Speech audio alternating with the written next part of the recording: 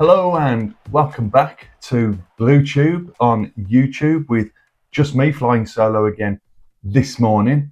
Ben isn't here today, but we'll be back for the Millwall game where I think we might be doing a bit of a vlog.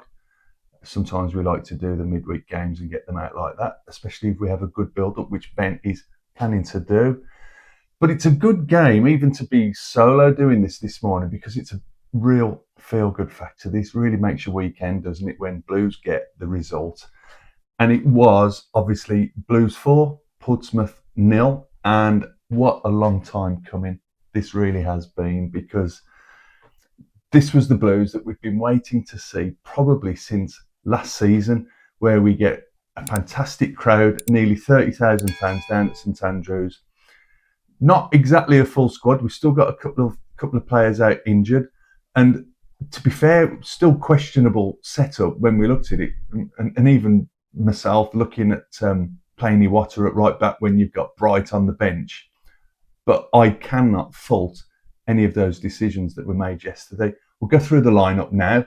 Started with Beadle in goal, Iwata at right back with Newman and Claro with the centre-back positions and Cochrane out on the left. Then we went with Tommy Doyle and Paik in the middle of the park, with Patrick Roberts on the right flank, Stansfield playing number 10 to Marvin Duksh, which was absolutely superb to see him back, and then Damari Gray out on the left. And it just worked, didn't it? It was right from the get-go. Duksh had a chance from a mistake from their back line, put it straight at the keeper, unfortunately, but that guy was on fire yesterday.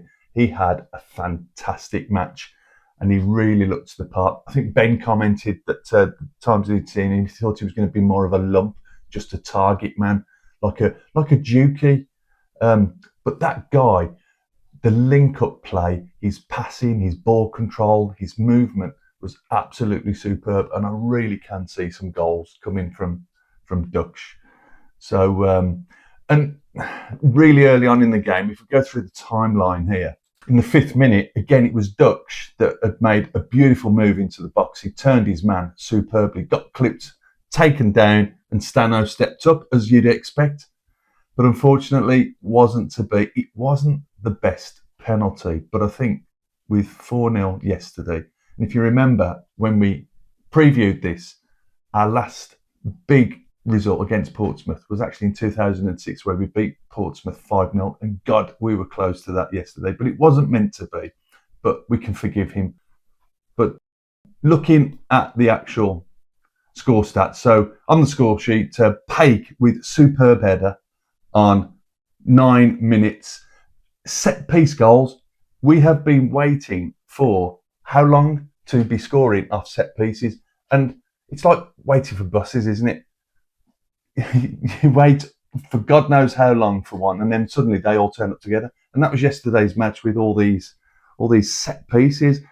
I think Cochrane's delivery on some of the crosses into the box from free kicks, from corners, was superb. Doyle took a couple of them as well. Usually we'd had Paik taking them. This time we got Paik making a run into the box, got down, diving header on the 9th minute with a superb opening goal. And sort of in between that goal and sort of the second half, when we started scoring again with the Waters goal, it was fairly evenly matched. And looking at the stats for the game here, Portsmouth actually had more possession.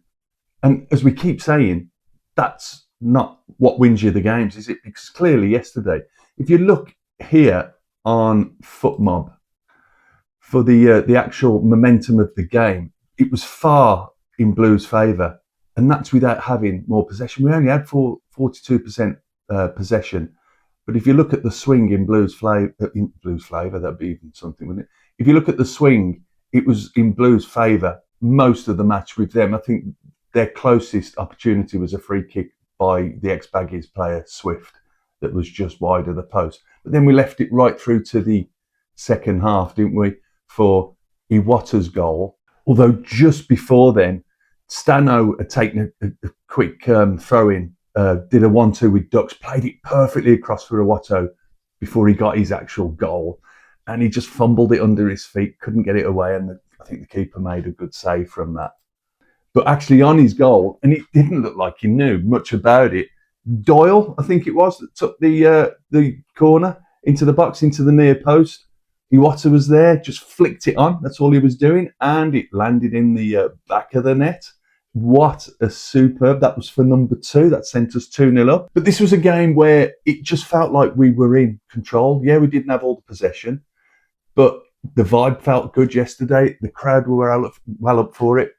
It was a real nice occasion with it being the memorial game. Really nicely appreciated by all the fans as well, respected by all fans. Just the odd little bit of a tickle. Let's put it down to the kids. And it just set up for what turned out to be a game that I really hope we can push on and build on, because we've got Millwall coming up on Tuesday night. Back to the goals. So we had a free kick, Cochrane left-footed, put it into the back post, and it looked like he knew nothing about this, but Clara, with another diving header under pressure, just found the net again. 3 headed goals, 3-0, absolutely superb. And then heading towards the end of the game, when you think we just want to hold on, I'm happy with 3-0. Keisha Anderson has a bit of a deflected shot outside the box, and again, it looks like a superb roundup to a superb day. And again, Iwata with an assist. For me, man of the match, going through some of the stats here, was, for me, Iwata. He's playing out of position. It's not his normal place to be, but the guy absolutely shone there. Again, looking on FootMob here. So I'll quickly go through. Beadle got a 7.2 from FootMob. Now, I'm going to put the FootMob rankings on because they're pretty good today. And if these are neutral rankings, you can't go far wrong. And I agree with all of these. Beadle get a 7.2. He was steady, came out, commanded his box, made some good saves when needed. Distribution wasn't too bad at all today. Iwata, as I say, has got a 9. He was just absolutely instrumental. He was such a playmaker from the right back position, defensively strong, came forward, creating goals, scoring goals, linked up really well. Nyman and Clara, Nyman with a 7.8, steady Eddie, good headed clearances, good possession, good link up with Clara, who was unlucky to get yellow carded with what I thought was initially a good challenge in the first half. Got an 8.4, absolutely spot on. Cochrane with his assists again, looking absolutely brilliant. Balanced out that back line perfectly with an 8.6. Paik with an 8.1. Can't fault him. What a header. Great possession. Linked up really well with Doyle, who got an 8.4, which was spot on. Again, another assist from him. Really looked the part, really growing into that role. We'll be seeing a lot more of him there. Now, this one for me, I'm going to go to our number 10 position. A 5.7 for Stansfield. Is that all based on the penalty miss? Because I thought Stansfield still had a fantastic game. He was really unlucky. It was a poor penalty, but we're all allowed one, aren't we, every now and then? There's such a lot of pressure on this kid. And it was great to see the Blues fans singing his name and giving him the applause that's due to him, because what an absolute star he's going to be for us. Damari Gray, I thought he was a little bit slow to get into the game, but I can't say he put a foot wrong. He got a 6.7, which I probably agree with. He was subbed off on 77 for Keshi Anderson to come on, but there was no one that had a bad game yesterday. Paddy Roberts on the other side took a little bit of a knock. Chrissy Davies was saying in his post-match interview on Blues TV, but I'm hoping that it's only going to be just a very slight thing. It sounded more cautionary than anything. So if we could start with that same starting 11 against Millwall and use this momentum going forward. And like I say, we're going to try and do an actual thing where you'll see some action from us. We're in our new seats in the old railway end on Tuesday, like we were yesterday. So you know what I'm like for my superstitions. It's found a seat that's good for us now. If we can keep this momentum going, even better. Patrick Roberts with a 7.7. And then Marvin Duksh, I thought he had a great game. I thought, just come back from injury. It's been a bit of a rocky start for this guy coming to Blues. He came with an injury. Started, looked promising, hasn't got on the score sheet yet, but how close was he, and how good and instrumental is he going to be? I think he could be a proper fan favourite. Notice when he was subbed off, singing Dukes, Dukes. And it sounded like we were booing him, and I just hope he's been told that, no, we're not booing you, we're praising you, mate, and you keep that up and we'll be praising you every game. He got a 7.4, and obviously want to keep that going. Subs looked good when they came on. Kessie Anderson getting on the score sheet again.